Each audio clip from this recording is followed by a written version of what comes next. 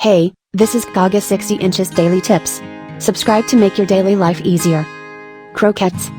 1. Ingredients: 500 grams minced pork, 1 egg, 20 grams ginger, 6 cloves of garlic, 30 grams starch, half lemon, 1 spoon of cooking wine, 3 spoons of salt, 2 spoons of 13 cents, 2 spoons of oyster sauce, 2 spoons of light soy sauce, 1 spoon of dark soy sauce, minced meat. Choose fat and then alternate can.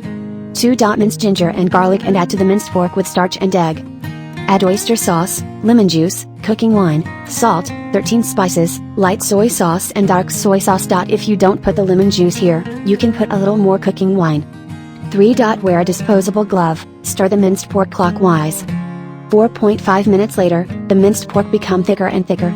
You can use your hands or spoon to make meatballs. 5. Make meatballs, set them aside on a plate. 6. Place in a pan and fry the balls twice over medium heat with half a pan of oil.